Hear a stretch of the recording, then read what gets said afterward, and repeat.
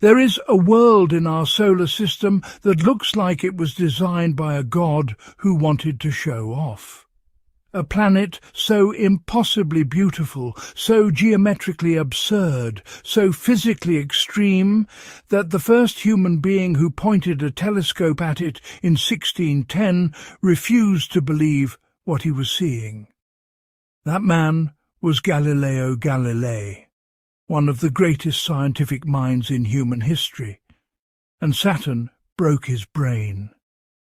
He saw what he thought were two giant moons flanking the planet, like handles on a jug.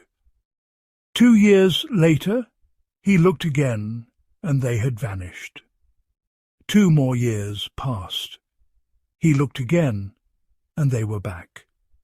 He died never understanding what he had seen. It took another 50 years and a better telescope before the Dutch astronomer Christian Huygens finally told the world the truth. Those were not moons, they were rings. An entire system of rings wrapping around the planet like the brim of an infinite cosmic hat, touching nothing, floating in the void, gleaming like crushed diamonds in the dark. But the rings are just the beginning. They are merely the planet's invitation card. Inside Saturn right now, there are storms that have been raging continuously for longer than human civilization has existed. One of those storms sits at the North Pole, and it is shaped like a perfect hexagon. A 6-sided geometric shape sitting on top of a gas giant planet, larger than the entire diameter of Earth, spinning with such mathematical precision that scientists still argue about why nature would ever produce a right angle in the atmosphere of a planet. There is no other object in the known universe like it. Saturn could swallow 764 Earths whole. It is so enormous that if you hollowed it out, you could fit our entire planet inside it with room to spare for more than 760 copies. And yet this colossal planet, this titan of our solar system, is so impossibly light that if you could find an ocean large enough, Saturn would float. This is not a metaphor. This is physics. Saturn is the only planet in our solar system with an average density less than water. It is, by mass and volume, mostly nothing.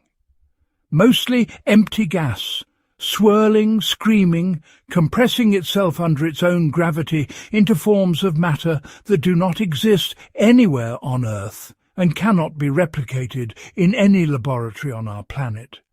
Its moons are stranger still. Saturn has 274 confirmed moons, more than any other planet in our solar system. Let that number sink in for a moment. Not one moon, like Earth. Not 2 moons. Not even the 4 large moons of Jupiter that Galileo first identified. 274 moons. Among them is a world called Titan, a moon larger than the planet Mercury, with a thick nitrogen atmosphere, rivers, lakes and seas of liquid methane flowing across its surface. Among them is a tiny, brilliant white ball called Enceladus, from which geysers of liquid water erupt continuously into space, carrying with them organic molecules, the chemical building blocks of life itself, shot into the vacuum like a message in a bottle fired from an alien ocean. As of October 2025, scientists analyzing data from the Cassini spacecraft have detected new complex organic molecules originating directly from the subsurface ocean of Enceladus, strengthening the idea that complex chemical reactions, potentially similar to those that precede the emergence of life, are taking place inside this small icy world. There is, right now, in the ocean beneath the ice of Enceladus, a real possibility, not science fiction, not speculation, but a scientifically credible, peer-reviewed, laboratory-supported possibility that something is alive. And Saturn is its sun. This is a documentary about the most spectacular, the most extreme, the most scientifically astonishing planet in our solar system. A planet that teaches us things about physics, about chemistry, about the origin of planetary systems, and about the possibility of life in the universe that we could not learn anywhere else. A planet that has been watched by human eyes for millennia, visited by only 4 spacecraft in all of human history, and whose deepest secrets we are only now, in the 3rd decade of the 21st century, beginning to unlock. What you are about to learn will change the way you look at the night sky. It will change the way you think about what is possible in the universe, and it will leave you with a question that no scientist alive today can fully answer. Is there life in the ocean of Enceladus, circling in the shadow of Saturn's rings?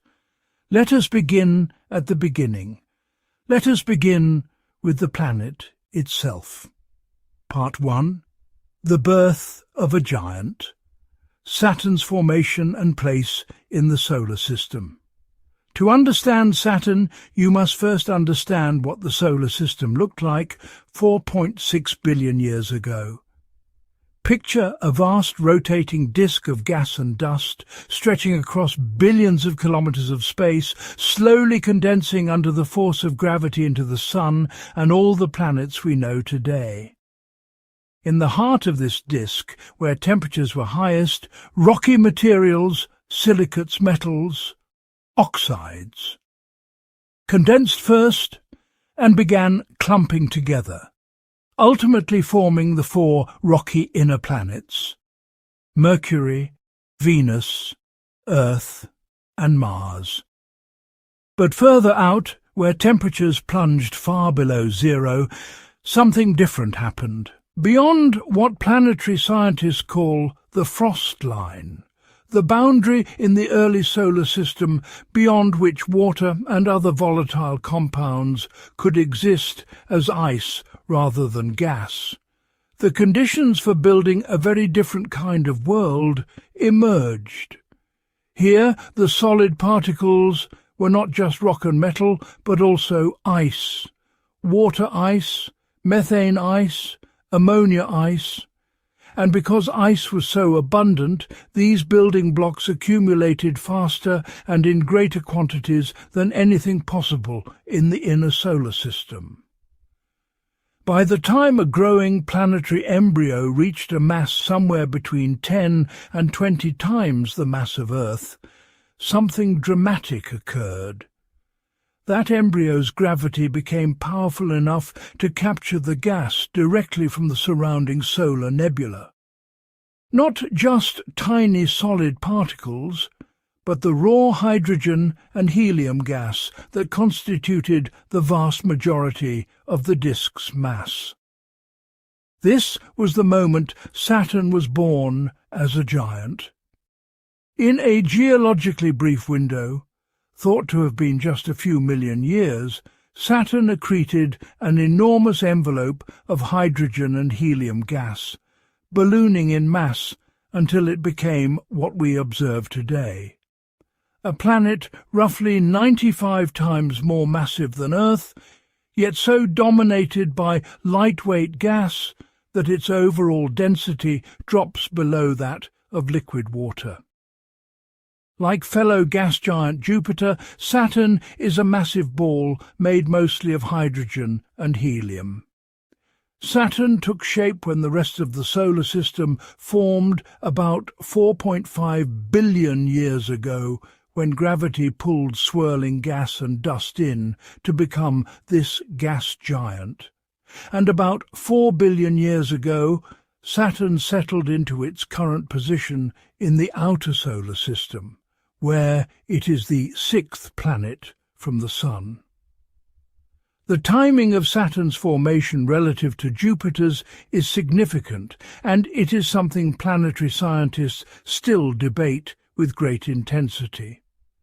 The leading theory of our solar system's early evolution, known as the Grand Tack hypothesis and related models, suggests that Jupiter formed first and rapidly, becoming massive enough to sculpt the orbits of everything around it. Saturn followed, and the gravitational dance between these two giant planets is believed to have played a crucial role in shaping the entire architecture of the solar system.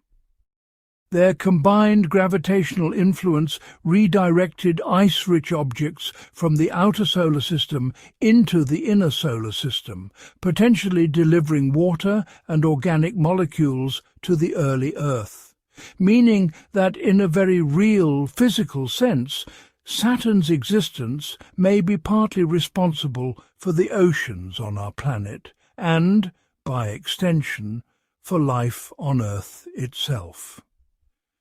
At its position in the solar system, Saturn orbits the Sun at an average distance of approximately 1.4 billion kilometers, roughly 9 times the distance from the Earth to the Sun. Because of this vast distance, it moves slowly in its orbit, taking approximately 29.5 Earth years to complete a single trip around the Sun. One Saturnian year is nearly 3 decades of our time. This slow, majestic orbit means that each season on Saturn lasts more than 7 Earth years, a fact of profound importance when we come to study the planet's atmosphere and the extraordinary geometric storm at its north pole. Saturn is so far from the Sun that the sunlight reaching it is only about 1% as intense as the sunlight reaching Earth.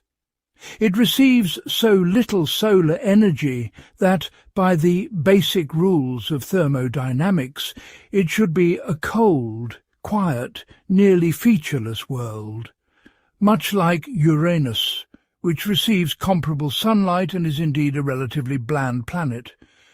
But Saturn is not quiet, and it is not cold, and it is emphatically not featureless. This is because Saturn, like Jupiter, generates its own heat from within. Deep inside the planet, the primordial heat of formation is still radiating outward, supplemented by a process in which helium, falling slowly through layers of lighter hydrogen in Saturn's interior, releases gravitational energy as heat. Saturn actually radiates more than twice as much energy into space as it receives from the Sun. This internal heat source is the engine driving much of the spectacular atmospheric dynamics that make Saturn so extraordinary to observe. Part 2. The interior. What lurks beneath the clouds? If you could somehow strip away Saturn's rings, ignore its moons, and attempt to travel directly into the planet from above, you would embark on a journey through states of matter and conditions of pressure and temperature that exist nowhere on Earth and that push the limits of our physical understanding. The journey begins in the atmosphere. Saturn is a gas giant, but the term gas giant is slightly misleading in the context of its deep interior. More accurately, it is a fluid planet, a world where the boundaries between gas, liquid, and exotic high-pressure phases of matter blend and shift with depth. There is no defined surface, no place where you could set down a spacecraft and take a sample. The planet transitions continuously from tenuous outer gas to denser layers, with pressure increasing relentlessly as you descend.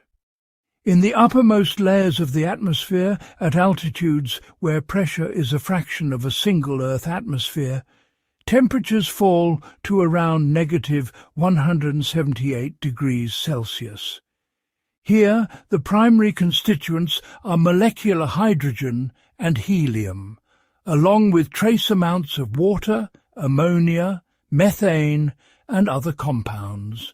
The visible clouds that give Saturn its characteristic banded appearance and its muted golden-yellow tones are composed primarily of ammonia ice crystals in the upper levels, with lower layers containing clouds of ammonium hydrosulfide and water ice. The layered banded structure we see from space reflects the enormous system of east-west jet streams flowing at different latitudes in the atmosphere, the fastest of which, near the equator, blow at speeds of approximately 500 meters per second. Nearly 1.5 times the speed of sound on Earth, and roughly 4.5 times faster than the strongest hurricane-force winds ever recorded on our planet. As you descend deeper, pressures build rapidly. At around 100 kilometers below the cloud tops, the pressure reaches approximately 1.4 million times Earth's sea-level atmospheric pressure. At this depth, molecular hydrogen, the familiar form of the element we know on Earth, begins to behave in increasingly unusual ways. And at depths of roughly 30,000 kilometers into Saturn's interior, something remarkable happens. Under the crushing pressure at this depth, hydrogen undergoes a phase transition into a state called metallic hydrogen. In this exotic state, the electrons that normally bond tightly to their protons are squeezed out of their orbits and become free to move through the material, just as electrons move freely through a metal conductor.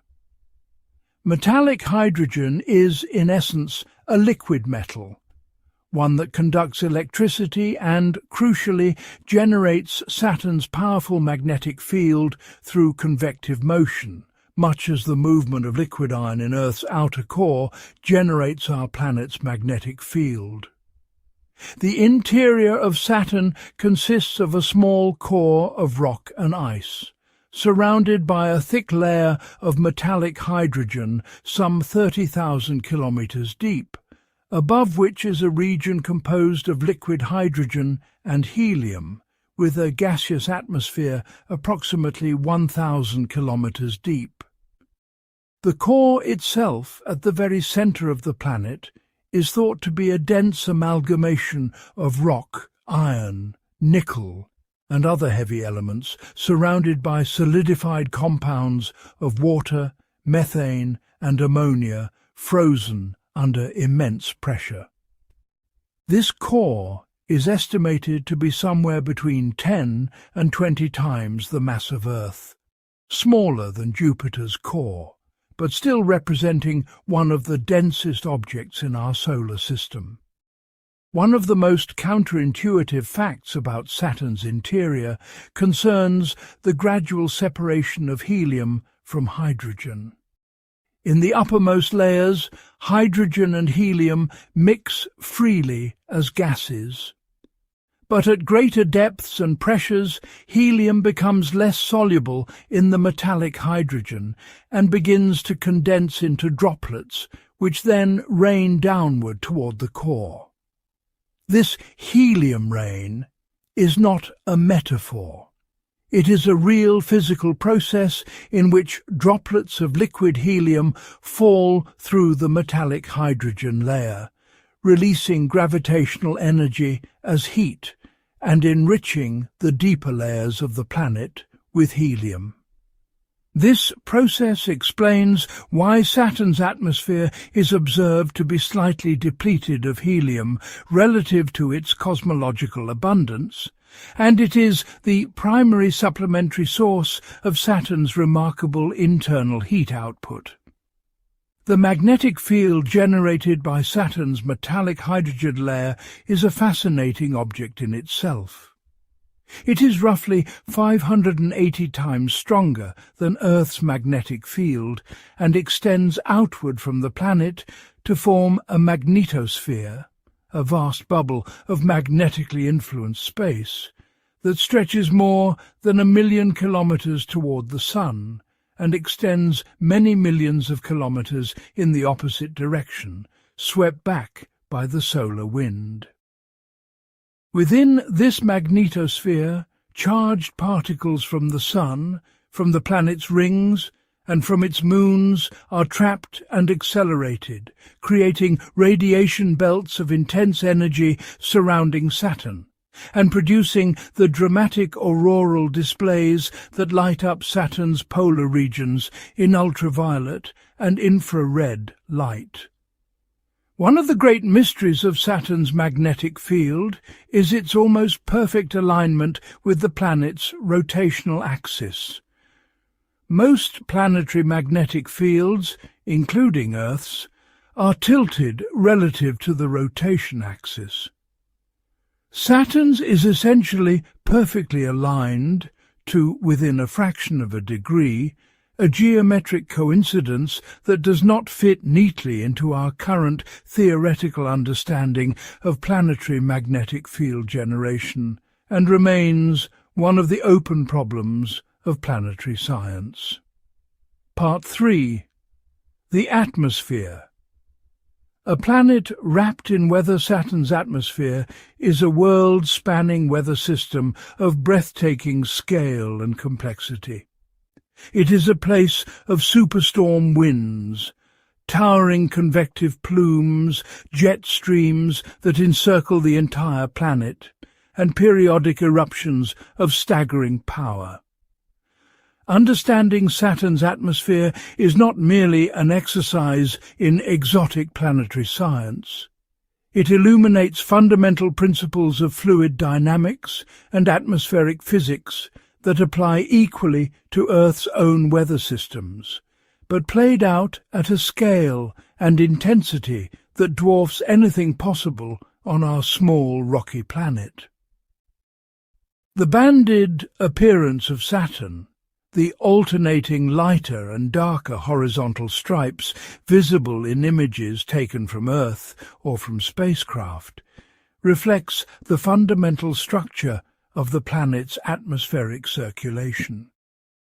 In the light-coloured zones, gas is rising from lower layers, cooling and spreading outward. In the darker belts, gas is sinking.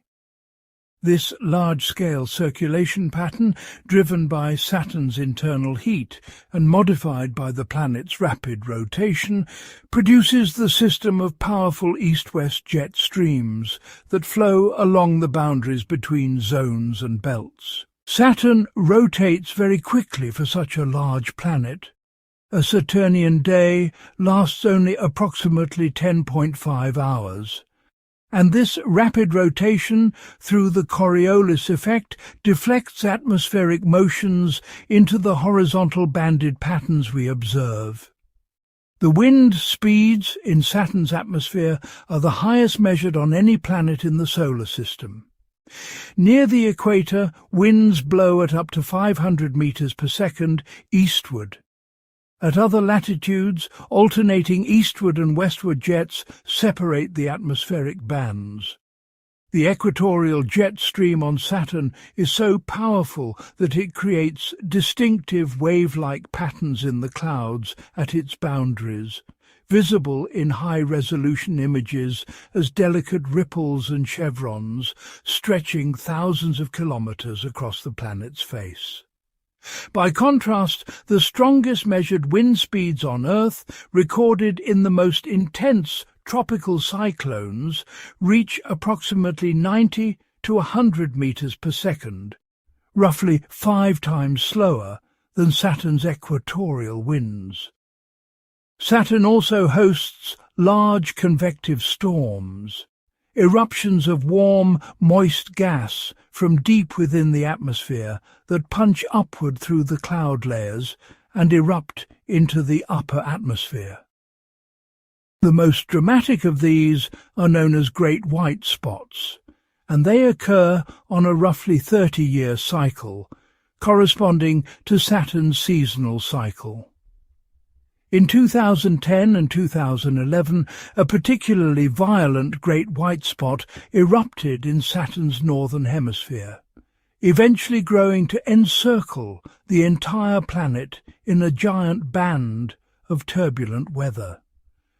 Cassini observed this event in real time with instruments sensitive to wavelengths of light invisible to human eyes, revealing convective towers rising hundreds of kilometers above the normal cloud tops, driving lightning discharges 10,000 times more powerful than the strongest lightning strikes on Earth, and generating a train of turbulent spiral eddies that raced around the planet's circumference in the jet streams.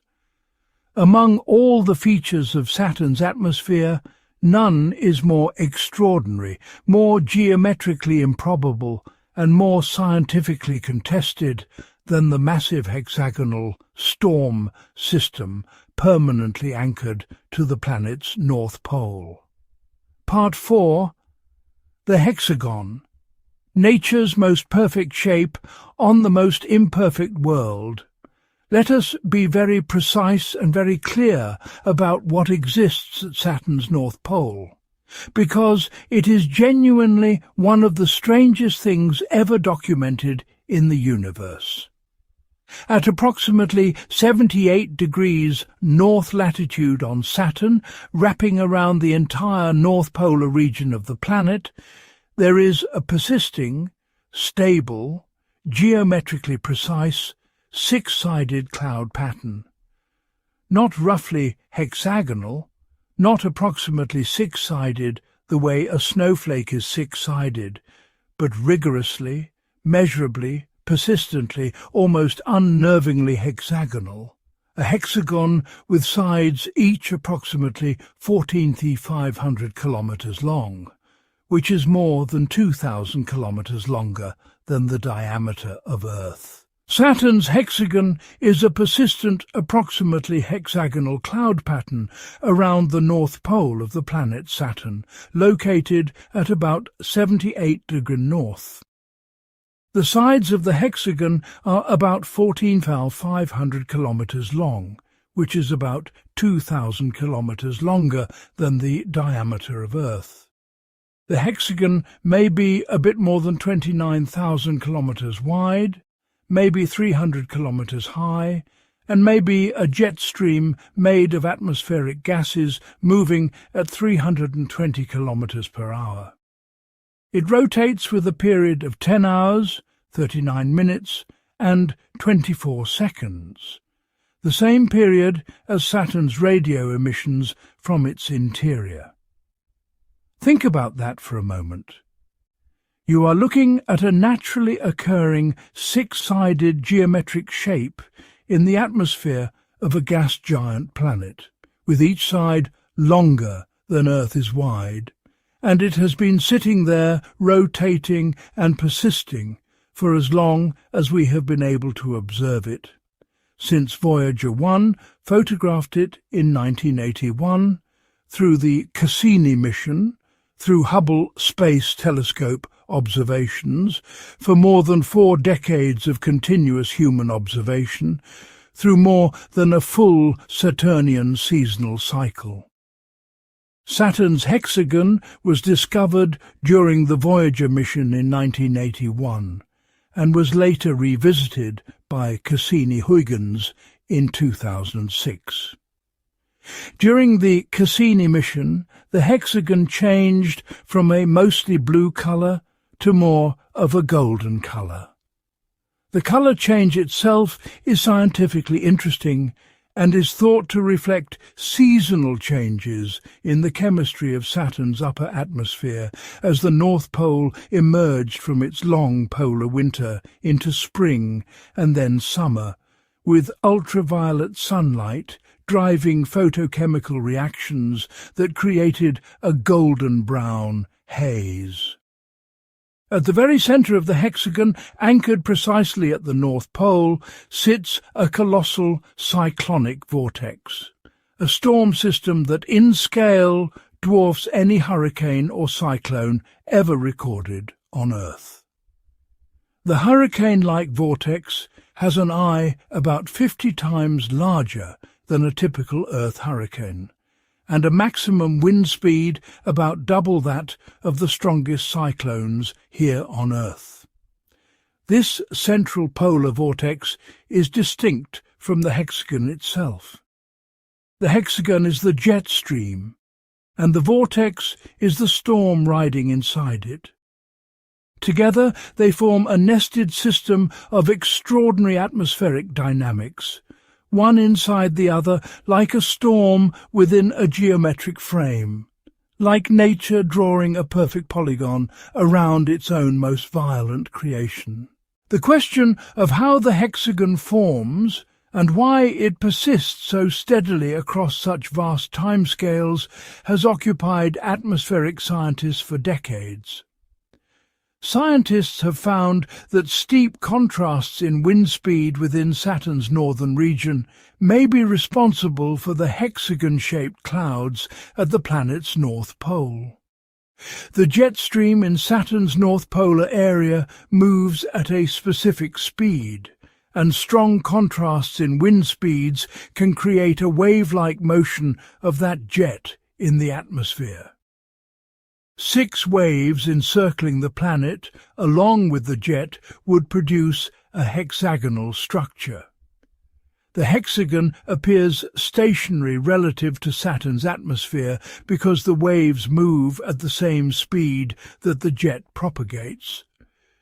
This explanation, that the hexagon is essentially a standing wave pattern in the jet stream, stabilized by the specific wind speed differential between the polar jet and the surrounding atmosphere, has been supported by laboratory experiments. Physicists at the University of Oxford constructed a rotating tank of liquid and showed that by spinning the inner and outer portions of the fluid at different rates, they could produce stable polygonal flow patterns analogous to Saturn's hexagon. They could even tune the number of sides by adjusting the relative rotation rates. Slower differentials produce 6-sided shapes, faster differentials produce shapes with fewer sides, and they could generate triangles, squares, pentagons and hexagons by controlling the experiment's parameters. A 2020 mathematical study at the California Institute of Technology found that a stable geometric arrangement of the polygons can occur on any planet when a storm is surrounded by a ring of winds turning in the opposite direction to the storm itself, called an anticyclonic ring or anticyclonic shielding. This finding added a new dimension to the theoretical understanding of the hexagon, suggesting that the tight polar vortex at the centre plays an active role in stabilizing the hexagonal shape of the surrounding jet stream, essentially acting as an anchor for the geometric pattern. What remains profoundly mysterious is the depth and duration of the hexagon. Models suggest it may extend thousands of kilometers deep into Saturn's atmosphere, reaching into layers where pressures are tens of thousands of times greater than at Earth's surface. And its stability across decades, through full seasonal cycles, through the eruption of major storms, through all the turbulent chaos of a giant planet's weather, suggests a dynamical robustness that our theoretical models still do not fully capture. There is no comparable feature on any other planet in the solar system. Jupiter, which is larger than Saturn and rotates at a similar rate, does not have a polar hexagon. Uranus and Neptune do not have polar hexagons. Only Saturn, at its north pole, displays this perfect geometric shape in the clouds, and the reason it exists only here and nowhere else remains one of the great unsolved puzzles of planetary science. Part 5. The Rings, the most spectacular structure in the solar system. If you could stand anywhere in the outer solar system and cast your eyes towards Saturn, what you would see would stop your heart. Wrapping around the planet in its equatorial plane, extending outward to nearly 3 times the planet's radius, glittering in the pale sunlight with the collective reflection of billions of tons of water ice, the ring system of Saturn is without question the most visually spectacular structure in our solar system. No other object, not the Grand Canyon, not Olympus Mons on Mars, not the stormy face of Jupiter, comes close to the combined grandeur and delicacy of what Saturn wears as a crown. Saturn's ring system extends up to 175,000 miles, 282,000 kilometers from the planet, yet the vertical height is typically about 30 feet, 10 meters, in the main rings. Let that proportion settle into your mind. Imagine a sheet of paper. A standard piece of printer paper is roughly 0.1 millimeters thick. If that paper was scaled up to represent Saturn's rings, maintaining the same width-to-thickness ratio, it would be 282 kilometers wide, but only 10 meters deep. The rings are, in proportion, thinner than a sheet of paper. They are a vanishingly thin disk of orbiting material so spread out that it covers an area larger than the surface of Jupiter, yet so compressed vertically that a jet aircraft could fly through the main ring plane in seconds. The rings are divided by astronomers into several major groups, designated alphabetically in order of discovery. Moving outward from Saturn, the main rings are labelled D, C, B, A and F, with the most massive and most visible being the B ring, the A ring and the C ring. Between the A ring and the B ring lies the Cassini division, a relatively empty gap approximately 4,800 kilometers wide, first identified by Italian-French astronomer Giovanni Cassini in 1675. This gap, which appears dark in images, is created by a gravitational resonance with the Moon. Mimas.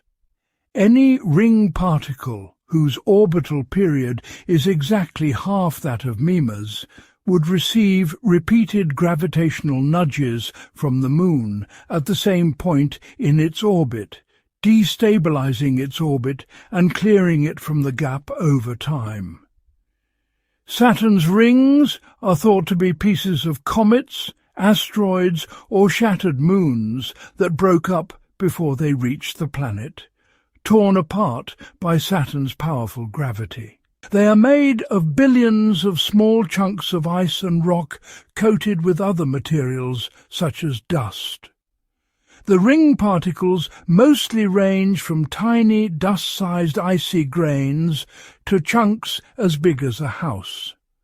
A few particles are as large as mountains. Saturn is not the only planet in our solar system with rings. Jupiter, Uranus and Neptune all have ring systems, but none of the others come remotely close to Saturn's in terms of mass, complexity, visibility or sheer beauty. Jupiter's rings are dark, thin and composed primarily of dust. Uranus and Neptune have narrow, dark rings of rock and ice with little reflectivity. Saturn's rings, by contrast, are almost entirely composed of bright water ice, giving them a reflectivity approaching 60 to 70%, meaning they reflect most of the pale sunlight that reaches them, blazing out against the darkness of space with a brilliance that makes them visible to the naked human eye from Earth, 1.4 billion kilometers away. One of the most scientifically fascinating and unresolved questions about Saturn's rings is their age.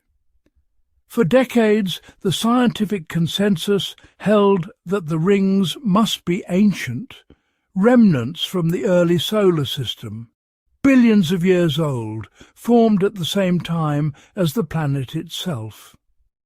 But beginning in the 2000s and accelerating through the Cassini mission, evidence accumulated suggesting that the rings are actually remarkably young by cosmic standards.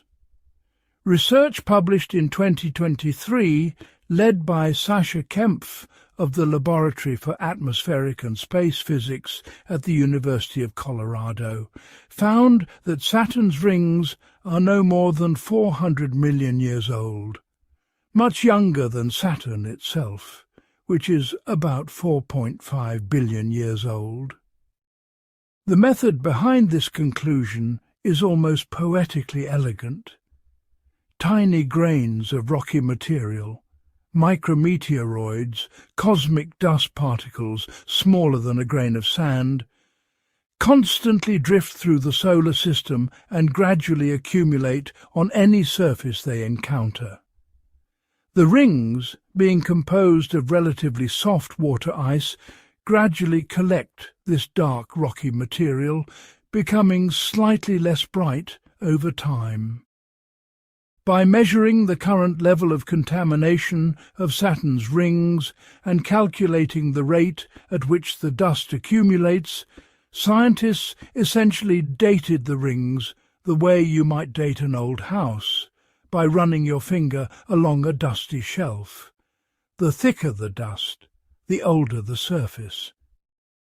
The Cassini spacecraft, during its 13-year orbital mission around Saturn, used its cosmic dust analyzer instrument to measure this incoming flux, collecting just 163 unambiguously extrasolar grains over the entire mission. But that was enough to calculate that the rings had been accumulating dust for only a few 100 million years. However, the story does not end there. A remarkable new study published in December 2024, led by planetary scientist Ryuki Hyodo of the Institute of Science Tokyo, challenged this conclusion with a different approach. The new research suggests that Saturn's rings may be older than they look, possibly as old as the planet. Instead of being a youthful 400 million years old, as commonly thought, the icy, shimmering rings could be around 4.5 billion years old, just like Saturn. The scientists surmise Saturn's rings may be pristine, not because they are young, but because they are dirt-resistant. Hyodo's team modelled what actually happens when a tiny micrometeoroid travelling at 30 kilometres per second slams into a ring particle. The answer was illuminating. The collision is so energetic that the impactor does not simply stick to the surface of the ring particle, as earlier models assumed. Instead, the researchers found that these speedy collisions could generate temperatures of more than 17,540 degrees Fahrenheit, roughly 9,725 degrees Celsius, leading the micrometeoroids to vaporize. This gas would then expand, cool, and condense within Saturn's magnetic field, producing electrically charged ions and microscopic particles, which mostly either collide with Saturn, escape its gravitational pull, or get dragged into the planet's atmosphere, leaving very little of this material to pollute the rings. This is the extraordinary current state of one of the most important questions in planetary science. We do not know how old Saturn's rings are. We have excellent data, multiple sophisticated models, and competing hypotheses, and the truth lies somewhere in the debate between teams of brilliant scientists who are still actively working to resolve it. As of late 2024, new research in Nature Geoscience suggests that the rings cannot be only a few 100 million years old, and the matter is open. This is science at its most dynamic and honest, not a settled textbook answer, but a living investigation. What is not in dispute is that the rings are disappearing. Regardless of whether they're young or old, the rings are actively losing mass to a process called ring rain. As Cassini discovered during its final orbital phase in 2017, material from the innermost rings is continuously drifting inward under the combined influence of gravity and electromagnetic forces, falling down into Saturn's upper atmosphere. As much as 22,000 pounds of ring material rain into Saturn per second. This rain neutralizes the energetic ions in Saturn's atmosphere and alters the temperature where it falls, especially in the mid-latitude regions. The rate of this ring rain flow implies the rings may be gone in under 100 million years. 100 million years. That is a long time by human standards, longer than the entire Cretaceous period of Earth's history. But against the backdrop of the solar system's 4.5 billion-year lifetime, it is a geological eye blink. Saturn's rings, the most iconic feature in the known solar system, are transient. We are extraordinarily lucky to be alive at a moment in solar system history when they still exist in all their glory. Part 6.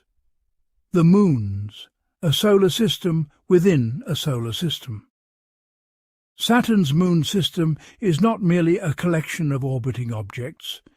It is a miniature solar system in its own right, a diverse ensemble of worlds ranging from enormous to tiny, from geologically dead to volcanically active, from bone-dry to drenched in organic liquid, from silent rock to actively erupting into space. Among these 274 confirmed moons, several are individually among the most scientifically significant objects in the entire solar system. In March 2025, a team of astronomers from Taiwan, Canada, the United States and France confirmed the discovery of 128 additional moons orbiting Saturn, bringing its total number of confirmed moons to 274. The International Astronomical Union recognized the discovery on March 11, 2025. These newly confirmed moons are all small irregular objects, most just a few kilometers across. All of the 128 new moons are irregular moons, objects captured by their host planet early in the history of the solar system. These moons are a few kilometers in size and are likely all fragments of a smaller number of originally captured moons that were broken apart by violent collisions, either with other Saturnian moons or with passing comets. The presence of so many small moons tells scientists something important about the violent history of Saturn's satellite system. The team studying these new moons found that a key reason for such detailed study was to learn more about why there is a high number of small moons compared to large moons around the planet. They say that there was likely a moon collision around Saturn within the last 100 million years, because otherwise these moons would have collided with each other and been destroyed, which would reduce the ratio of small moons to large moons. And just as this moon count was confirmed, a separate study published in early 2026 proposed an even more dramatic origin story for Saturn's moon system.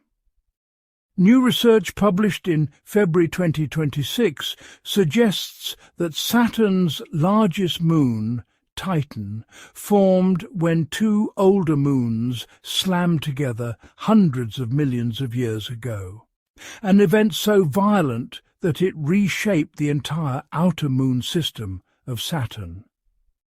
But to understand what makes Saturn's moons truly extraordinary, we must stop counting and start exploring, beginning with the two worlds that have placed Saturn at the very centre of astrobiology, the scientific search for life beyond Earth.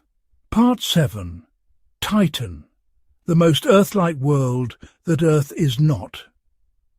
Titan is one of the most remarkable objects in the solar system. It is the second largest moon in the entire solar system, larger than the planet Mercury. And it possesses something that no other moon anywhere in the known universe is confirmed to have: a thick, dense, persistent atmosphere. Titan is the second largest satellite in the solar system, with a diameter of 5,150 kilometers. It is probably the only satellite with an atmosphere. Apart from the very low temperatures of around -180 degrees Celsius, conditions are similar to those found on the early Earth. Titan's atmosphere is primarily nitrogen, just as Earth's atmosphere is primarily nitrogen, with about 5% methane and traces of dozens of other organic compounds. The atmospheric pressure at Titan's surface is approximately 1.5 times Earth's sea level pressure, which is remarkably dense for a moon. When the Huygens probe, carried to the Saturn system by the Cassini spacecraft and released in December 2004, descended through Titan's atmosphere and landed on its surface on January 14, 2005, it transmitted 72 minutes of data from the surface before its battery died, giving humanity its first direct measurements of an outer solar system world. What Huygens and Cassini revealed about Titan's surface was, in the words of every scientist who has studied it, deeply, profoundly, bizarrely familiar. Titan has rivers, it has lakes, it has seas, it has rain, erosion, coastlines, deltas, and canyons carved by flowing liquid. If you stood on Titan's surface and squinted, it would look in many ways like a cold, hazy orange version of Earth. The critical difference is that none of that liquid is water. On Titan, at -180 degrees Celsius, water ice is as hard as rock. It forms Titan's mountains and bedrock. The liquid that falls as rain, flows in rivers, and pools into lakes and seas is methane and ethane, liquid hydrocarbons, the same compounds that we extract from petroleum reservoirs on Earth as natural gas and propane. Titan is the only place other than Earth known to have liquids on its surface, featuring rivers, lakes and seas. The largest of Titan's hydrocarbon seas, Kraken Mare, is roughly the size of the Caspian Sea on Earth. There are smaller lakes near Titan's poles, Ligeia Mare, Punga Mare, Ontario Lacus in the south, that have been mapped in remarkable detail by Cassini's radar instrument, which could penetrate the thick orange haze to reveal the landscape beneath. The radar images show coastlines of extraordinary complexity, with bays and peninsulas and islands carved by the action of methane waves and methane rain over geological timescales. Titan's atmosphere is not merely nitrogen and methane. It is an extraordinary chemical factory. Titan is described as the best carbon-producing factory in the whole solar system. Titan's atmosphere is 4 times more dense than Earth's. In the upper atmosphere, ultraviolet light from the distant sun drives photochemical reactions between nitrogen and methane, producing a bewildering variety of complex organic molecules. Some of these molecules are the same compounds that astrobiologists believe were present in Earth's early atmosphere before life emerged. Molecules like hydrogen cyanide, acetylene, and ethylene. Others are more exotic, including large ring-shaped molecules and polymers that clump together to form the orange aerosol haze that gives Titan its characteristic murky appearance. These aerosols eventually settle to Titan's surface as a reddish-brown organic residue called tholins, a material that, when mixed with liquid water, is known from laboratory experiments to spontaneously generate amino acids, the building blocks of proteins, the building blocks of life. Saturn's moon Titan may have a subsurface liquid water ocean, which may host the kind of life that resembles Earth's. Evidence from Cassini's measurements of Titan's gravitational field and from the wobble in the Moon's rotation suggests that beneath its hydrocarbon surface and rocky water ice crust, there may be a layer of liquid water, a surface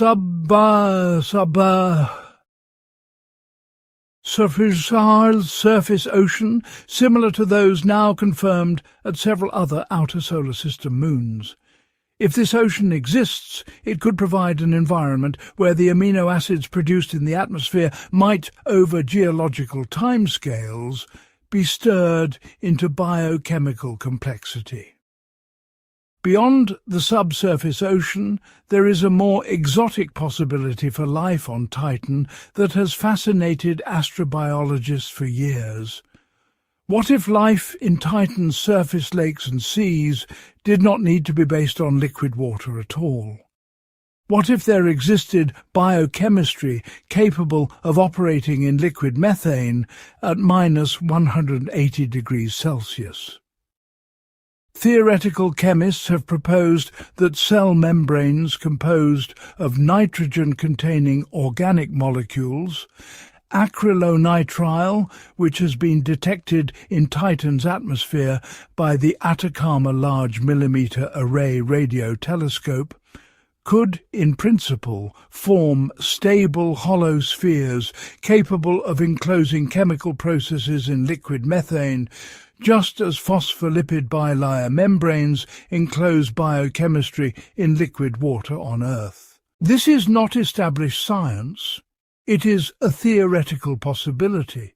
But it is a possibility that has been taken seriously enough by NASA that the agency has designed and approved a mission specifically to explore it.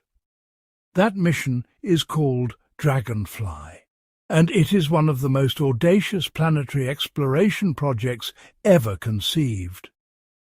The upcoming Dragonfly mission, which aims to reach Titan in 2034, plans to employ a rotorcraft lander design to get around the Moon. Dragonfly is essentially a nuclear-powered helicopter, a drone the size of a car with 8 rotor blades, designed to fly through Titan's dense atmosphere from site to site, covering more distance in a few months than any rover in the history of planetary exploration, collecting samples of Titan's organic-rich surface, chemistry and landing sites that may bear evidence of past or present liquid water-methane interactions. It is, in every sense, humanity's first dedicated search for life on a hydrocarbon world.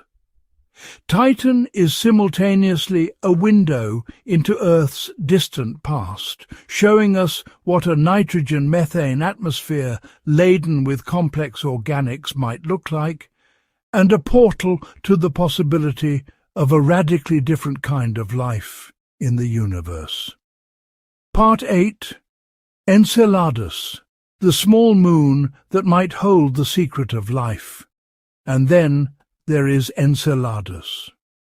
If Titan is the most Earth-like world that is not Earth, Enceladus is the world that most directly forces us to confront the possibility that we are not alone in the universe. It is small, only 504 kilometers in diameter, roughly the size of England, and it should be geologically dead, a frozen relic of the solar system's formation, silent and cold and inert.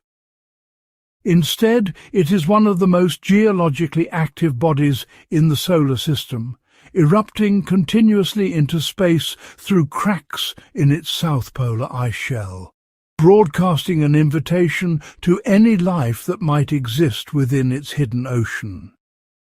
Enceladus was one of the greatest surprises of the Cassini mission.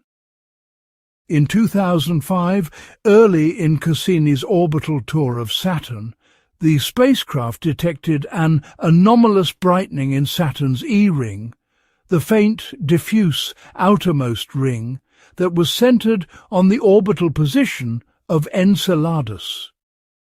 Instruments measuring the charged particle environment around the spacecraft detected unexpectedly dense clouds of water vapor near Enceladus's south pole. Cassini's cameras were repointed toward the Moon's south polar region, and what they saw sent scientists to their feet. Dramatic, towering plumes of water ice and vapor erupting from a system of long fractures in the Moon's south polar ice, reaching hundreds of kilometers into space before some of the material fell back to the surface, as frost and the rest escaped into Saturn's E-ring. These fractures, termed tiger stripes due to their parallel striped appearance from orbit, each approximately 130 kilometers long and spaced about 35 kilometers apart, are the surface manifestation of a process driven by the tidal forces Saturn exerts on Enceladus as the Moon orbits the planet. Saturn's enormous gravity continuously flexes and stretches Enceladus, generating frictional heat in the Moon's interior. This tidal heating keeps the interior warm enough to maintain a liquid ocean beneath the ice shell. And it is the energy and pressure from this ocean that drives the plumes erupting from the tiger stripes. The plumes themselves are extraordinary scientific targets. They are, in essence, samples of Enceladus's subsurface ocean, launched directly into space at high enough velocities that a spacecraft can fly through them and collect material for analysis. Cassini did exactly this, performing multiple direct flybys through the Enceladus plumes and tasting their composition with its mass spectrometers and dust analyzers. The findings accumulated over years of such flybys are collectively among the most momentous in the history of planetary science. The plumes contain water vapour and ice, as expected. They contain salt, sodium chloride, consistent with having originated in contact with a rocky seafloor, just like Earth's oceans that dissolve salt from the minerals they contact.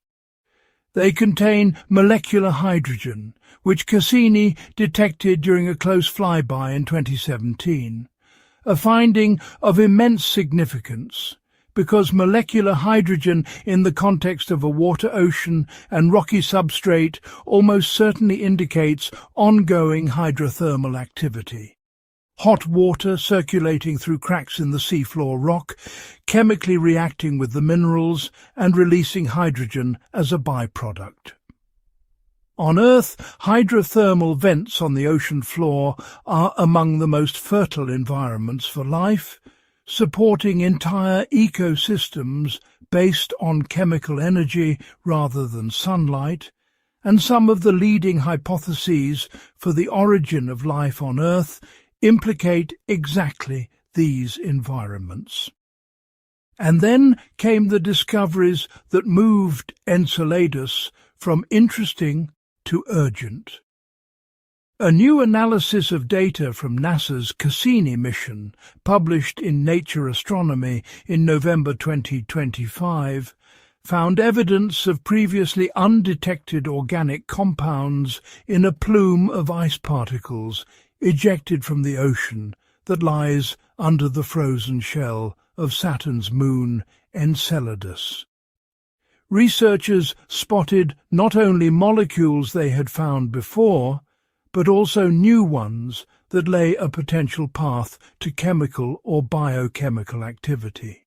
The ice grains studied were collected just 13 miles, 21 kilometers, from the Moon's surface, and mark the first time scientists have observed this diversity of organics in fresh particles ejected from the subsurface water of Enceladus. The significance of the fresh ice grains cannot be overstated. Earlier studies had identified organic molecules in Saturn's E-ring, the ring fed by Enceladus's plumes. But there was a critical uncertainty.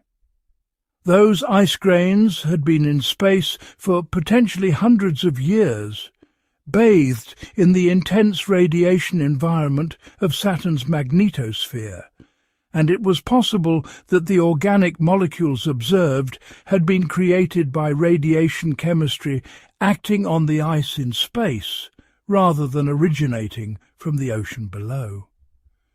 Scientists knew from previous Cassini data mining that nitrogen and oxygen-bearing organic compounds were present in particles from Saturn's E-ring. But the new research analyzed ice grains from a moon plume itself. In other words, grains found closest to their subsurface origin. As co-author Frank Postberg stated, "These molecules we found in the freshly ejected material prove that the complex organic molecules Cassini detected in Saturn's E-ring are not just a product of long exposure to space, but are readily available in Enceladus's ocean." The results were published in Nature Astronomy in October 2025. The newly detected compounds included those from the aliphatic and cyclic ester and ether families, some with double bonds in their molecular structures. Together with the confirmed aromatic, nitrogen and oxygen-bearing compounds, these compounds can form the building blocks to support chemical reactions and processes that could have led to more complex organic chemistry, the kind that is of interest to astrobiology and narrows the focus of where we search for life in the solar system. On Earth, these same molecules are involved in the chains of chemical reactions that ultimately lead to the more complex molecules that are essential for life. Specifically, the ester and ether compounds detected in Enceladus's ocean plume are, on Earth, involved in the construction of cell membranes and in the prebiotic chemistry that gives rise to the nucleotide bases, the letters of the genetic alphabet. They are not life itself. They are not even proof that anything biological is happening. But they are the intermediate molecules that, on Earth, exist on the chemical pathway between simple inorganic chemistry and the first living cells. Enceladus ticks all the boxes to be a habitable environment that could support life. The presence of liquid water, a source of energy, a specific set of chemical elements, and complex organic molecules. Water, confirmed, a global saltwater ocean approximately 10 kilometers deep. Energy source, confirmed, hydrothermal activity driven by tidal heating from Saturn. Chemical elements, confirmed, carbon, hydrogen, nitrogen, oxygen, sulfur and phosphorus. The 6 elements essential for life as we know it, all detected in the plumes. Complex organics, confirmed, with a growing diversity of molecular types detected in successive analyses. Scientists argue that even if no trace of life were found, it would raise a dizzying question. Why does life not emerge when all the conditions appear to be met? This is perhaps the deepest and most philosophically charged question in modern astrobiology. If Enceladus has liquid water, hydrothermal energy, the right chemical elements, and complex organic precursor molecules, and life has not emerged there, what does that tell us about how rare or difficult the origin of life is? Is life on Earth a cosmic accident, a one-time event in 13.8 billion years of universal history? Or is chemistry inevitably alive wherever conditions allow? And is there something breathing in the ocean of Enceladus right now? We do not yet have the technology to answer this question. A dedicated Enceladus mission is still in the planning stages at both NASA and the European Space Agency.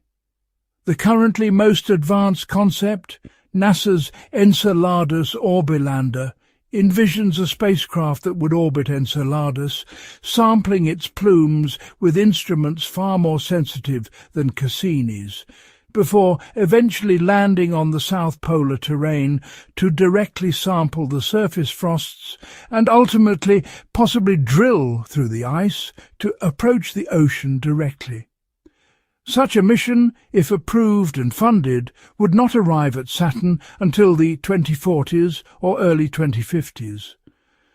Until that mission flies, every analysis of Cassini's existing data collected between 2004 and 2017, most of it still not fully analysed, represents humanity's best window into the ocean of Enceladus.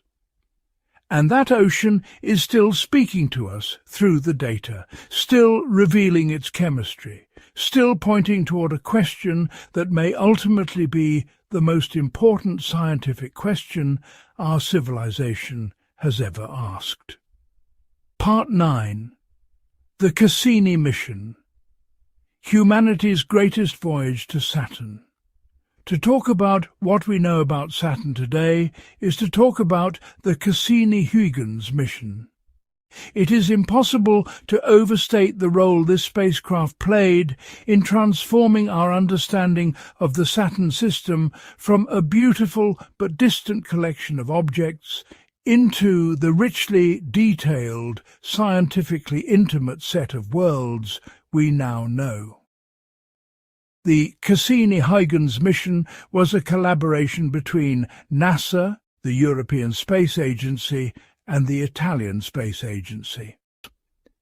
The spacecraft was launched from Cape Canaveral, Florida, on October 15, 1997, aboard a Titan IVB Centaur rocket. It was, at the time of its launch, one of the most massive and most scientifically complex interplanetary spacecraft ever built, a 6,000-kilogram vehicle laden with 12 distinct science instruments, powered by 3 radioisotope thermoelectric generators containing 33 kilograms of plutonium dioxide fuel.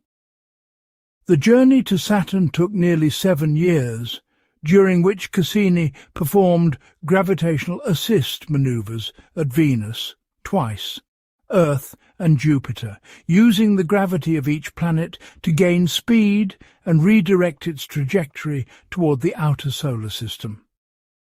On July 1, 2004, Cassini fired its main engine for 96 minutes to enter orbit around Saturn, a maneuver that had to work perfectly on the first attempt, 1.4 billion kilometers from Earth, with a one-way communication delay of more than an hour, with no possibility of human intervention. It worked. What followed was 13 years of continuous, systematic, breathtaking exploration. Cassini completed 293 orbits of Saturn, performed 162 targeted flybys of Saturn's moons, including 127 flybys of Titan, and 23 close flybys of Enceladus, transmitted back more than 453,000 images and 635 gigabytes of scientific data, and was involved in the publication of more than 4,000 peer-reviewed scientific papers. It discovered 6 new moons of Saturn, confirmed the existence of Enceladus's subsurface ocean, revealed the complexity and dynamics of Saturn's ring system in unprecedented detail, mapped Titan's surface through its hydrocarbon clouds, and documented Saturn's atmosphere through a full seasonal cycle, including 2 major storm events. The Huygens probe, carried into the Saturn system by Cassini and released in December 2004, was a separate 318-kilogram entry probe designed to descend through Titan's atmosphere and land on its surface. On January 14, 2005, it entered Titan's atmosphere at 6 kilometers per second, deployed its parachutes, and descended for 2 hours and 27 minutes through the atmosphere before landing on a flat plain of water ice pebbles. During the descent and landing, it transmitted images showing an orange, hazy sky, a landscape of rounded pebbles, water ice rocks smoothed by fluid flow like river cobbles on Earth, and a drainage network of dark channels clearly carved by flowing liquid. It was the most distant landing ever achieved by a human-made object, and the data and images it returned remain among the most iconic in the history of space exploration. In 2017, with Cassini's plutonium fuel reserves running low and its onboard propellant nearly exhausted, mission planners made a decision that was both scientifically motivated and practically necessary. Rather than allow the spacecraft to drift passively until it could no longer be controlled and risk an uncontrolled impact on Enceladus or Titan, both potentially habitable worlds that human spacecraft are legally and scientifically forbidden to contaminate, they decided to guide Cassini into Saturn itself. In its final months, Cassini performed a series of 22 daring orbits known as the Grand Finale, passing through the narrow gap between Saturn's innermost ring and the top of the planet's atmosphere. Territory never before explored by any spacecraft. In this gap, just 1,500 to 2,000 kilometers above the clouds, Cassini measured the composition of material falling from the rings, sampled the upper atmosphere, detected the planet's magnetic and gravitational fields with extraordinary precision, and transmitted data from a location that no instrument had ever occupied before. On September 15, 2017, at 7:55 a.m. Eastern Daylight Time, Cassini was commanded to enter Saturn's atmosphere. The spacecraft's thrusters fired at maximum capacity to keep its antenna pointed at Earth for as long as possible, transmitting data all the way down. Within minutes, the atmospheric pressure and friction exceeded the structural limits of the spacecraft, and Cassini was torn apart, its components melting, burning, and ultimately becoming part of the planet it had spent 13 years studying. The signal from Cassini, received with an 83-minute delay at Earth, went silent. Scientists at JPL and around the world cried. They were not embarrassed about that. Part 10. Other Moons. The diversity of Saturn's satellite family beyond Titan and Enceladus. Saturn's moon system contains a remarkable collection of worlds that, while less celebrated than those two giants of astrobiology, are each scientifically significant in their own right. Mimas, the innermost of Saturn's larger moons, is a 396-kilometre sphere of water ice so heavily cratered that it barely holds itself together under gravity. Its most prominent feature is a single enormous impact crater, Herschel crater, that is 140 kilometres in diameter, roughly a third of Mimas's entire diameter. The impact that created it must have come close to shattering the Moon entirely.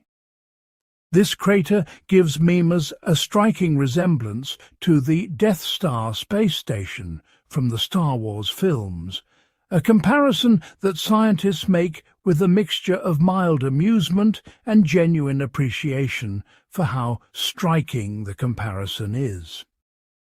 Dione is a medium-sized moon, roughly 1,100 kilometres in diameter, with a surface of heavily cratered ice on one hemisphere and a strikingly different landscape of wispy terrain on the other, a network of bright, cliff-like features that are now understood to be the exposed faces of enormous geological fault scarps, where the Moon's icy crust fractured and slid apart. Cassini detected evidence of a thin, tenuous oxygen atmosphere at Dione, barely 11 trillion times less dense than Earth's atmosphere, more a surface exosphere than a true atmosphere, generated by charged particle bombardment of the ice surface. Dione also shows evidence of past geological activity, including geologically recent features that suggest it may once have been internally heated, like Enceladus, and may retain a very thin subsurface liquid water layer. Rhea, the second largest of Saturn's classical moons, at 1,527 kilometres in diameter, is primarily a heavily cratered world with a surface dating back to the early bombardment period of the solar system. In 2008, Cassini scientists announced that Rhea might be the first moon ever found to have its own ring system, a faint, tenuous set of rings in Rhea's equatorial plane, inferred from the pattern of electrons measured by Cassini's instruments during a flyby. This announcement was retracted in subsequent years as more detailed analysis failed to confirm the rings. a reminder of how difficult and methodical the process of planetary science is, and how carefully announced discoveries must be verified before being accepted. Iapetus is perhaps the most visually dramatic of Saturn's classical moons, and one of the most puzzling. It is a two-toned world. One hemisphere is one of the darkest objects in the solar system, as dark as coal, while the other hemisphere is one of the brightest, almost as reflective as fresh snow. This dramatic two-tone colouring was first noted by Giovanni Cassini himself in 1671, and the explanation for it took more than 3 centuries to untangle. The dark material on the leading hemisphere is a coating of dark organic material swept up from the outer solar system as Iapetus moves through its orbit. But the full story involves a thermal segregation mechanism. Slightly darker areas absorb more heat, causing ice to sublimate and migrate to the cooler, brighter areas, making the bright areas brighter and the dark areas darker over time in a positive feedback cycle. Iapetus also has a spectacular equatorial ridge running directly along its equator, reaching heights of 20 kilometers, taller than any mountain on Earth, whose origin is still debated. Hyperion is a bizarre, deeply porous, sponge-like moon, roughly 360 by 270 by 225 kilometers in its 3 dimensions. Too small and irregularly shaped to pull itself into a sphere under gravity. Its surface is pitted with deep impact craters whose floors are coated in dark organic material, giving it the appearance of a giant piece of dark coral or volcanic pumice floating in space. Most remarkably, Hyperion's rotation is completely chaotic. It tumbles and rolls in a genuinely unpredictable way due to the gravitational influence of Titan, and no prediction of its future orientation is possible beyond a few weeks. Phoebe is Saturn's largest irregular moon, a captured Kuiper Belt object approximately 213 kilometers in diameter, with a highly inclined retrograde orbit that tells the story of its capture by Saturn's gravity billions of years ago. Phoebe's surface is covered in a dark, carbon-rich coating, typical of outer solar system objects, but beneath this surface coating lies clean, bright water ice. Cassini's flyby of Phoebe in June 2004, just after orbital insertion, revealed a surprisingly ancient and battered surface, heavily cratered and with many ancient features suggesting Phoebe has retained a record of conditions in the early outer solar system more than 4 billion years old. Part 11. Saturn's magnetic field and magnetosphere. Saturn's magnetic field is one of the most scientifically unusual objects in the solar system. It is powerful, roughly 580 times stronger than Earth's magnetic field at its surface, and it extends outward from the planet to create an enormous magnetospheric bubble that encloses much of Saturn's ring and moon system within a region of magnetically dominated space. Within this magnetosphere, the interaction between Saturn's rapidly rotating magnetic field and the material ejected from its moons creates a complex and dynamic plasma environment of charged ions and electrons continuously swirling around the planet.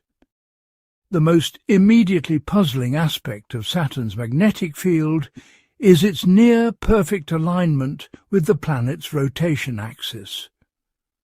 On Earth, the magnetic North Pole is currently about 11 degrees away from the geographic North Pole, a misalignment that is typical of planetary magnetic fields generated by convective motion in conducting fluid layers. Jupiter's magnetic field is tilted by about 10 degrees. Uranus and Neptune have magnetic fields tilted by extraordinary angles. Uranus's field is tilted 59 degrees from its rotation axis, Neptune's by 47 degrees. Saturn's, by contrast, is tilted by less than 0.06 degrees, essentially perfectly aligned. Theoretical dynamo models of magnetic field generation in rotating conducting fluids generically predict that the field should be tilted by at least a few degrees. A perfect alignment actually violates the theoretical framework known as Cowling's theorem, which states that a perfectly axially symmetric flow cannot maintain a magnetic field. Saturn's field should not be as aligned as it is, and the reason it is remains one of the unresolved puzzles of planetary physics.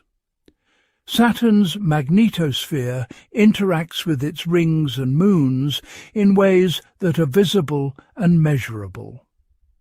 Charged particles trapped in the magnetosphere carve gaps in the ring system by bombarding ring particles, slowly eroding them. The interaction of Saturn's magnetic field with the plasma ejected from Enceladus's plumes creates a distinctive torus of water-based plasma encircling Saturn at Enceladus's orbital distance. Titan, despite having its own magnetic field interactions with Saturn's magnetosphere, is large enough and its atmosphere dense enough that it maintains a distinct magnetospheric interaction region as it moves through the Saturnian plasma environment. The auroras at Saturn's poles are produced by charged particles spiraling down magnetic field lines into the upper atmosphere, where they collide with atmospheric molecules and cause them to emit light. Saturn's auroras are most intense at ultraviolet wavelengths, invisible to human eyes but clearly detectable by the Hubble Space Telescope and by Cassini's ultraviolet instruments.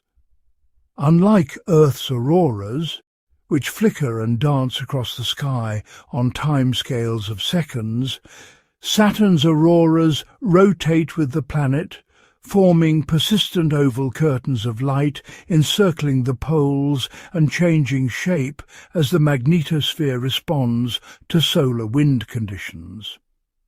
The rotation rate of Saturn itself is tied to its magnetic field in a way that has been unexpectedly confusing. The standard method for measuring the rotation rate of a gas giant planet, where there's no solid surface to track, is to measure the period of the planet's radio emissions, which are modulated by the rotation of the internal magnetic field. For Saturn, this should give the true internal rotation rate of the deep interior, where the metallic hydrogen generates the field.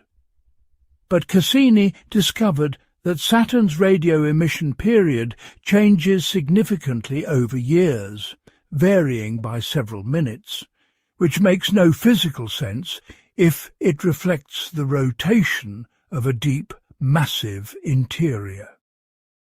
The current interpretation is that the radio emission period is modulated not by the deep interior's rotation directly, but by atmospheric weather patterns that couple to the magnetic field in the outer layers. The true rotation rate of Saturn's deep interior remains uncertain to this day, and determining it accurately is one of the primary science goals for any future Saturn orbiter mission. Part 12. Saturn's role in the solar system. The Great Protector. It is easy to think of Saturn as a distant, self-contained spectacle, a jewel of the outer solar system, beautiful but irrelevant to our lives on Earth. This view is profoundly wrong. Saturn, together with Jupiter, plays a role in the dynamics of the inner solar system that may be directly connected to the existence of life on Earth. In the early solar system, the outer regions beyond Neptune contained an enormous reservoir of icy planetesimals, small comet-like objects that had not been incorporated into the giant planets during formation. This region, which we now call the Kuiper Belt and the Oort cloud, contained far more material than it holds today. Over the first billion years of solar system history, gravitational perturbations, primarily from Jupiter and Saturn, scattered enormous numbers of these objects into the inner solar system, creating a period of intense bombardment of the rocky inner planets, known as the Late Heavy Bombardment. This bombardment, lasting roughly from 4.1 to 3.8 billion years ago, delivered enormous quantities of water and organic molecules to the early Earth, almost certainly enriching the planet's surface with the water that fills its oceans today, and with the complex organic compounds that may have contributed to the origin of life. Saturn's role in this process was not simply as a passive bystander.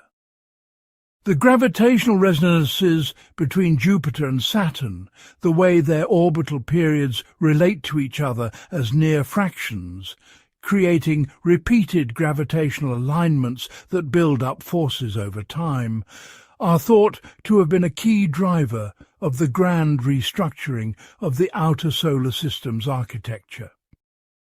Models of solar system evolution, including the Grand Tack model and the NICE model, both depend critically on the specific orbital relationship between Jupiter and Saturn to reproduce the current configuration of the solar system. Subtle changes to Saturn's initial orbit or mass could potentially have prevented Earth from receiving its complement of water, or could have destabilized the orbits of the inner rocky planets entirely. Saturn also acts as a gravitational shield for the inner solar system in the present day. Its enormous gravity intercepts many of the potentially planet-killing comets and asteroids that would otherwise drift inward toward Earth's orbit. While Jupiter is generally credited as the primary gravitational shield for the inner solar system, Saturn provides additional protection through its own gravity and through its gravitational influence on Jupiter's orbit.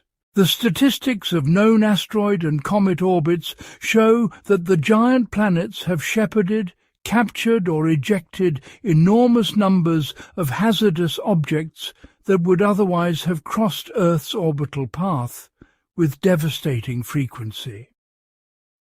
Part 13. What Saturn teaches us about physics. Saturn is not merely a beautiful object and a potential home for life. It is one of the most powerful physics laboratories available to humanity, a place where the laws of nature operate at scales, pressures and temperatures utterly inaccessible to us on Earth, and where their operation can teach us things that no terrestrial experiment could reveal. Consider the physics of metallic hydrogen.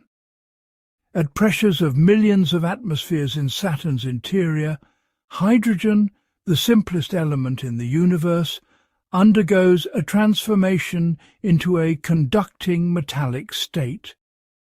This state of matter has been achieved in laboratory conditions only briefly and at great difficulty, using techniques like laser-driven shock compression, and only for millionths of a second. In Saturn, metallic hydrogen exists in a stable planet-scale layer that has persisted for billions of years. The behavior of metallic hydrogen in Saturn's interior, its viscosity, its electrical conductivity, its interaction with dissolved helium, its role in generating the magnetic field, teaches us about the physics of hydrogen under extreme conditions in ways that are directly applicable to our understanding of stellar interiors, since the cores of stars, like the Sun, contain hydrogen at comparably extreme pressures and temperatures. Consider the fluid dynamics of Saturn's atmosphere. The jet streams, the hexagonal polar vortex, the convective plumes, the wave patterns, and the long-term evolution of storm systems in Saturn's atmosphere all represent solutions to the fundamental equations of fluid dynamics, the same equations that govern Earth's weather, ocean circulation and atmosphere. But operating at planetary scale with parameters of rotation rate, internal heat flux, and atmospheric composition very different from Earth's. Weather models developed to interpret Cassini observations of Saturn have directly improved our understanding of the fundamental equations governing atmospheric dynamics and have contributed to improvements in the climate models used to project Earth's climate into the future. Consider the physics of planetary ring systems. Saturn's rings are the most massive and most detailed ring system in the solar system, and studying them has revealed phenomena in planetary ring dynamics that are fundamental to understanding how planetary systems form and evolve. The spiral density waves and bending waves driven in Saturn's rings by gravitational resonances with its moons are exact analogues of the spiral density waves that propagate through galaxies, driving star formation. The physics of particle collisions, accretion, and fragmentation in Saturn's rings is directly applicable to the dynamics of the protoplanetary disks from which all planetary systems, including our own, ultimately formed. Part 14. The Future of Saturn Science. What comes next? The death of Cassini in September 2017 left Saturn without a dedicated orbiting spacecraft for the first time since 2004. As of 2026, no spacecraft is currently en route to Saturn, and none are scheduled to arrive in the foreseeable near future. This is not because Saturn is no longer scientifically interesting, the opposite is true, but because the extraordinary discoveries of the Cassini mission have highlighted the immensity of the remaining questions, and designing missions capable of answering those questions takes time. The highest scientific priority in Saturn system science, as identified by NASA's Planetary Science Decadal Survey, is a mission to the icy ocean worlds of the outer solar system, and Enceladus features prominently in this assessment. The scientific community has produced multiple detailed concepts for future Enceladus missions, the most developed being the Enceladus Orbilander concept, a spacecraft that would first orbit Enceladus for roughly 18 months, flying through the plumes with instruments orders of magnitude more sensitive than Cassini's, and then land on the South Polar terrain near the Tiger Stripes to directly sample surface frosts for biosignatures. Such a mission, if funded, could not launch before the early 2030s and would not arrive at Saturn until the 2050s, given the long cruise times to the outer solar system. The European Space Agency is also studying Enceladus mission concepts as part of its longer-term planning. The discoveries of October 2025, the complex organic molecules confirmed directly from Enceladus's ocean, have intensified these discussions considerably. ESA sees these results as a key stepping stone toward a dedicated Enceladus mission. Studies for this ambitious mission have already begun, with plans to fly through the jets and even land on the Moon's south polar terrain to collect samples. The Dragonfly mission to Titan, by contrast, is already approved, funded, and in development. The Dragonfly mission aims to make its way to Titan in 2034 and plans to employ a rotorcraft lander design to get around. This will be the next dedicated mission to the Saturn system, and it will transform our understanding of Titan's surface chemistry and the potential for life in its hydrocarbon lakes. Beyond dedicated missions, Saturn continues to be observed intensively from the ground and from space-based telescopes. The James Webb Space Telescope, launched in December 2021 and now operating fully at its vantage point 1.5 million kilometers from Earth, has already obtained spectacular new observations of Saturn, its rings and its moons, in infrared wavelengths inaccessible to previous telescopes.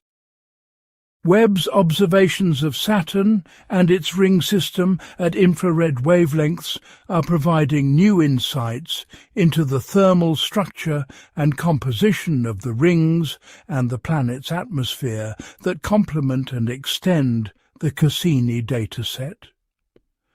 Webb has also observed Titan, detecting molecular signatures in its atmosphere with unprecedented clarity, and future observations of Enceladus's plume environment are planned. On the ground, the world's largest radio telescope arrays, including the Atacama Large Millimeter Array in Chile and the Green Bank Telescope in the United States, continue to probe the composition of Titan's atmosphere with extraordinary sensitivity, detecting increasingly complex organic molecules in the upper atmosphere and building the chemical inventory of the most complex organic chemistry known to exist in our solar system beyond Earth. Part 15. Saturn in Human History and Culture, the God in the Sky. Before telescopes, before spacecraft, before any understanding of Saturn's physical nature, humans looked up at the night sky and found it. The fifth brightest object in the sky, visible to the naked eye as a steady golden yellow point of light that moves slowly against the background of stars, Saturn has been observed and named and assigned meaning by virtually every civilization in recorded human history. To the Babylonians, Saturn was Ninurta, the god of agriculture, writing, and fate. They tracked its motion with extraordinary precision, recording its synodic period, the time between successive oppositions as seen from Earth, with an accuracy that would not be surpassed for centuries. The Babylonian astronomical tradition bequeathed to all subsequent cultures the 7-day week, one day named for each of the 7 objects visible to the naked eye that moved against the background stars. The Sun, Sunday; the Moon, Monday; Mars, Tuesday; Mercury, Wednesday; Jupiter, Thursday; Venus, Friday; and Saturn, Saturday. Saturday, Saturn's Day, is still, in the English language, a tribute to the ancient Babylonian recognition of this distant planet. To the ancient Romans, Saturn was Saturnus, the god of agriculture, generation, dissolution and time, one of the oldest and most powerful of the Roman deities, father of Jupiter, Juno, Ceres and Pluto. The Roman festival of Saturnalia, held annually in December, was one of the most elaborate and socially significant celebrations in the Roman year. A week of feasting, gift-giving and social role reversal, in which slaves were temporarily treated as equals or even served meals by their masters, and the normal order of society was suspended in honour of the mythological golden age of Saturn's reign. Many historians of religion believe that certain traditions of Saturnalia were directly absorbed into the Christian celebration of Christmas. To the ancient Hindus, Saturn was Shani, the god of justice, karma and discipline, a powerful and feared deity whose astrological influence was believed to bring hardship and trials, but also wisdom and eventual spiritual liberation to those who survived its scrutiny. The planet Saturn's slow 29.5-year orbit of the Sun means that it returns to any given position in the zodiac roughly every 3 decades, close to the human lifespan in the pre-modern world, and close to the well-documented Saturn return that appears in both Indian and Western astrological traditions as a period of significant life change occurring roughly every 29 to 30 years. In Chinese astronomical tradition, Saturn was known as the Earth star, not because it was thought to be related to Earth, but because it was associated with the element Earth in the Chinese 5 elements cosmological system. The 5 visible planets were each associated with one of the 5 classical elements: Jupiter with wood, Mars with fire, Saturn with earth, Venus with metal, and Mercury with water. Saturn's slow, deliberate motion through the sky was seen as reflecting the stable, weighty character of Earth among the elements. In Islamic astronomical tradition, Saturn was called Zuhal, and its careful observation was one of the foundations of the magnificent tradition of Arabic astronomical science in the medieval period. Muslim astronomers made careful observations of Saturn's position, compiled tables of its orbital motion, and made significant contributions to understanding the geometry of planetary orbits. Contributions that, transmitted through the Latin translations of Arabic texts, ultimately fed into the Copernican revolution and the birth of modern astronomy. When Galileo first pointed his new telescope at Saturn in 1610 and saw what he thought were 3 objects, he was confused enough that he wrote his observation in an anagram to protect his priority while he worked out what he had seen. The anagram, when decoded, read, "I have observed the highest planet triform." He never decoded the mystery. When Christian Huygens finally deduced in 1655 that Saturn was surrounded by a flat ring system, the announcement was greeted with shock and wonder throughout the scientific community.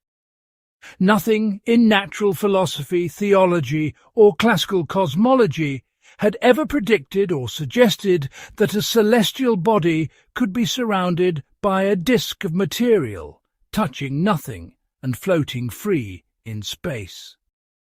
Saturn forced the 17th century to expand its imagination. Part 16. The profound questions Saturn forces us to ask. We have covered an extraordinary amount of ground.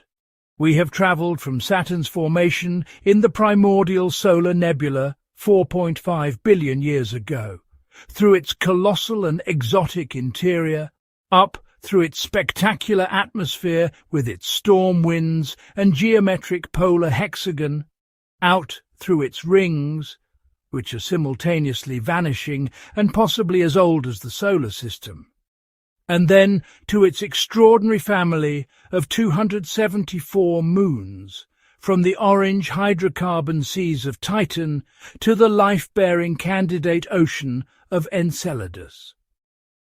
What does all of this tell us?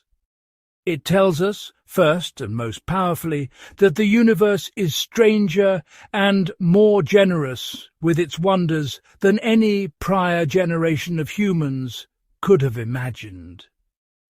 Every time we have looked more carefully at Saturn, with every new telescope, every new spacecraft, every new algorithm applied to old data,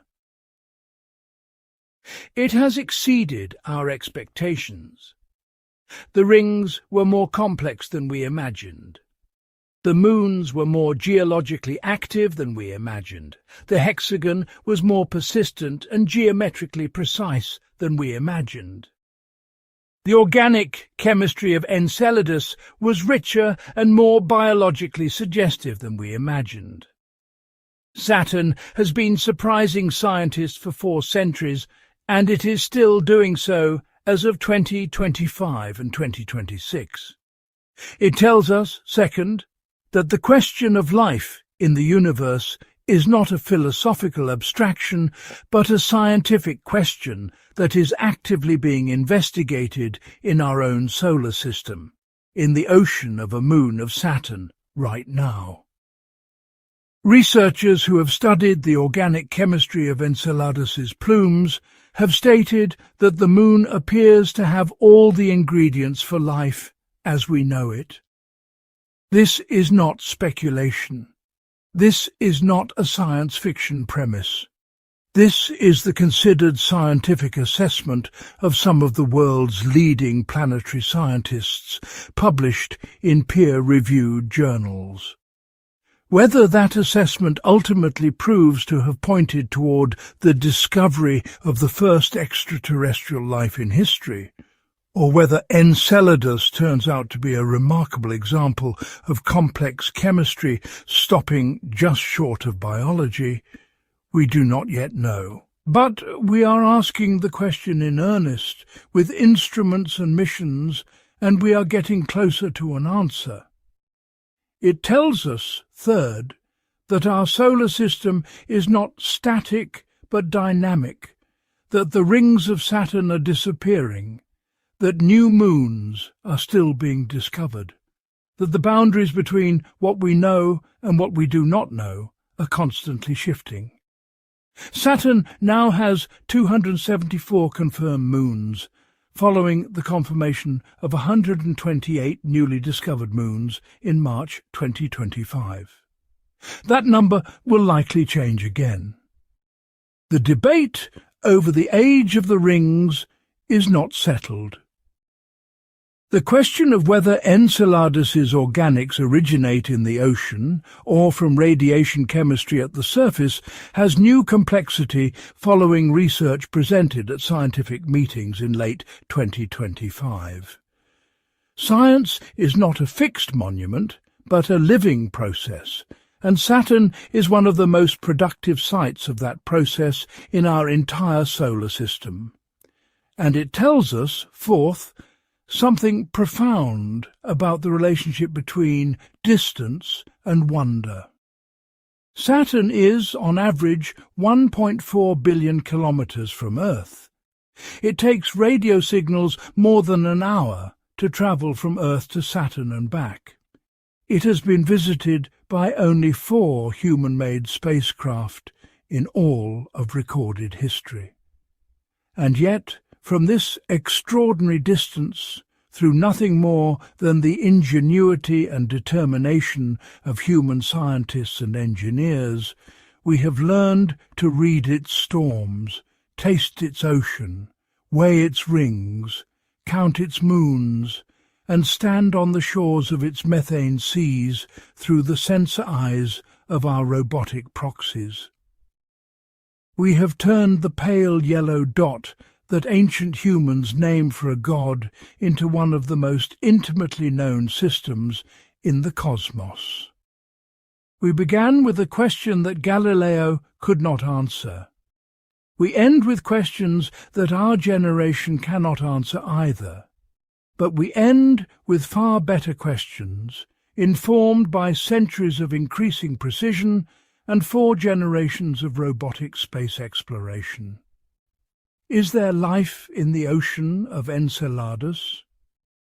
We do not know, but we have found water, heat, the right elements, and the right organic precursor molecules.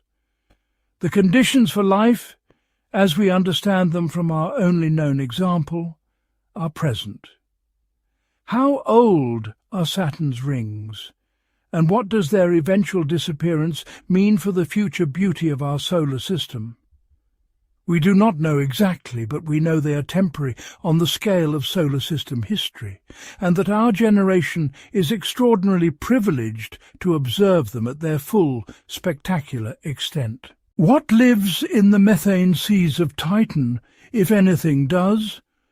We do not know, but in less than a decade, Dragonfly will land on Titan's shores and begin to find out. How does the hexagon at Saturn's North Pole maintain its geometric precision across decades and seasons and massive storm events? We have good theories, but the full physical explanation remains an active research frontier.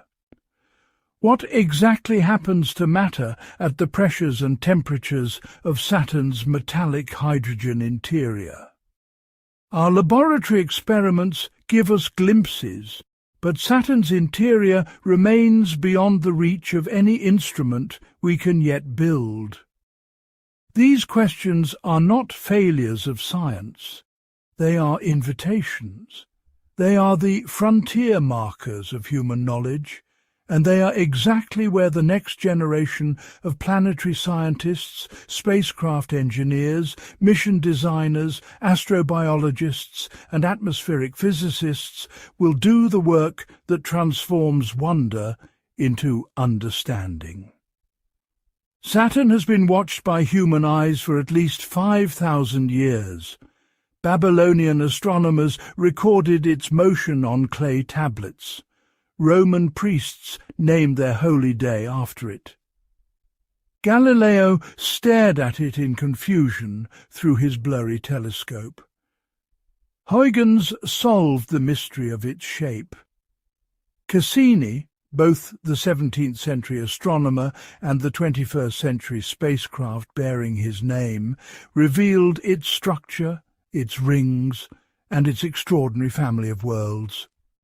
And right now, in 2026, as you read or listen to these words, there are scientists in laboratories and offices all over the world examining data from a spacecraft that burned up in Saturn's atmosphere 8 years ago, still finding in that data the signatures of organic molecules from an alien ocean, still pushing the frontier, still asking the deepest question of all. Are we alone? Saturn does not yet know the answer.